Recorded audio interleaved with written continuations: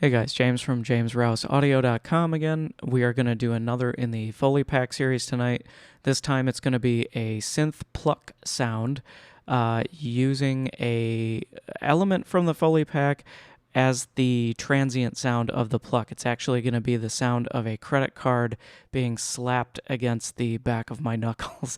Every time I do one of these video intros, it just dawns on me how ridiculous some of this stuff sounds, but I promise you this one is going to sound good. So let's just go ahead and get into it.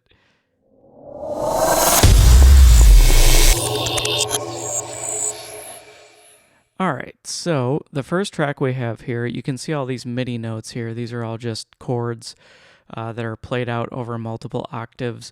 So you can see here that we have an instrument rack, and then there are two main chains here. There's the credit card sample on the back of the knuckles, and then there's the main sample here. This is actually just a patch from, I've modified it, that's why you see the asterisk here, but I usually just kind of click through the presets in Spark until I find something that's at least close or that has the characteristics of what I want, and then I'll dig in to all of the different modules here and kind of make it sound specifically like what I want it to sound like. So this is what I'm just going to get rid of that because that can be distracting.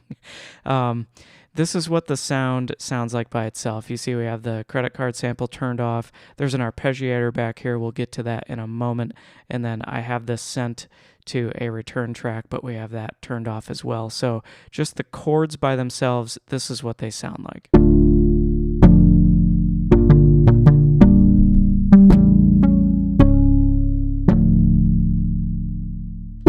And there's some other notes in there where you might think, oh, those sound like they're off a little bit. Those were actually placed in there so that the arpeggiator with the pattern that it's playing will pick them up.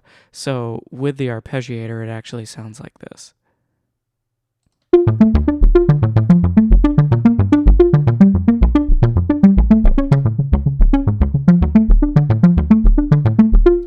See, I told you it makes sense.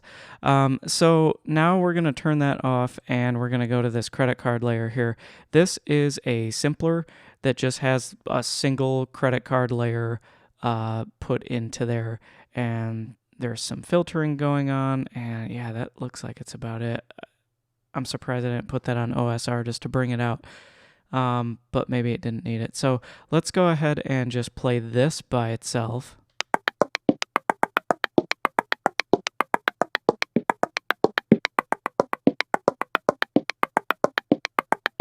And you can hear how there's many different tones in there, even though it's just a single sample.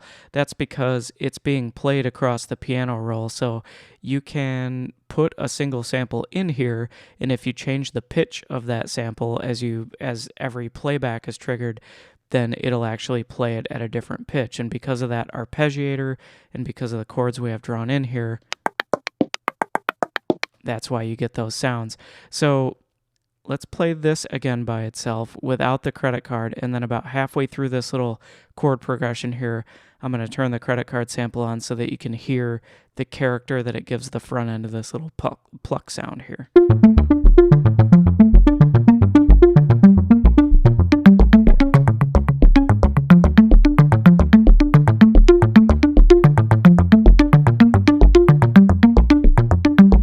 Now, if you didn't know that, it would probably just blend into the sound, but now that you've heard both of those separately, it's not really that way. So we're going to add this little, no, we'll wait on this. So together, and of course you can blend these if you didn't want that much of it. You could just kind of do that to taste, but I actually like it with that real prominent pluck sound in there. So after that, what I did was added in this sample here of Ian Ewing. If you haven't heard his music, IANEWING, look up Ian Ewing because he is absolutely incredible. Yeah, among other things, he's just a very, very good pocket drummer. So this obviously was recorded at 85 BPM. I warped it, and this session is at 110. If you notice, I didn't even have to put in any warp markers here, and I'm not really sure that he did much, if anything, to it, because there is no sound like this has been warped at all. So here's his drum lick.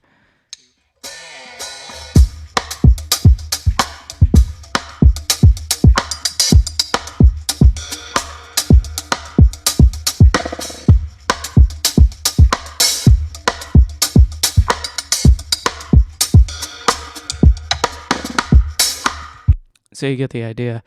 I just thought that particular groove actually worked really well together with this pluck. So what I did was I took one of his most prominent kicks that's in this track here, and I just rendered it out underneath it. Every time there's a kick drum in his drum stem, I put in one of those kick samples and then use that to sidechain the pluck sound that we have here. So everything together. Oh, before I do that, one more thing. With this sound on, here's the return track. So it's just a very, very, you don't want any of the super bass frequencies making it through to the return tracks anyway. So this is just a high pass filter here and then some echo. So with that on and the pluck, it sounds like this.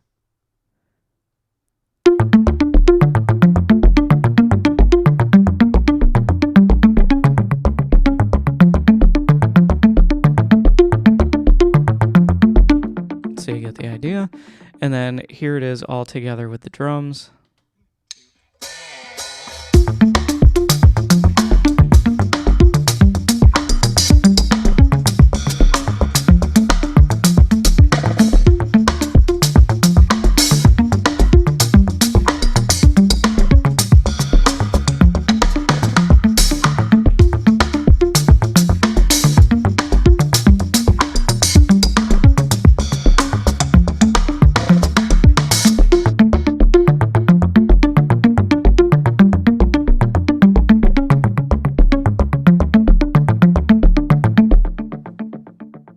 And there you have it. I hope you enjoyed this video. I hope it gave you some inspiration. Once again, if you haven't watched any of the previous videos, the entire Foley Pack is up on my website. Go there right now, www.jamesrouseaudio.com. It is free. There's only 2 things currently up on the website right now. I just moved everything over from Wix and got rid of a bunch of old stuff. I'm starting over from scratch. So the only thing on there right now is this Foley Pack and then a rack, an Ableton rack that I made that's centered around granular synthesis called the Granny Rack. So within the next month or so, you're going to start seeing a lot more stuff being put up on that website. There's going to be more Ableton racks. There's going to be serum patches, probably more sample sounds, basically just whatever I'm working on. I've even thought of taking just kind of idea seeds that I put together in Ableton and don't really feel like fleshing them out into full tracks and just putting the sessions up on the website so that you can download them for free and do anything you want with them. That is going to do it for today, guys. I hope you enjoyed this. I'm not going to say like and subscribe. Everybody says that. If you're going to do it, do it. Bye.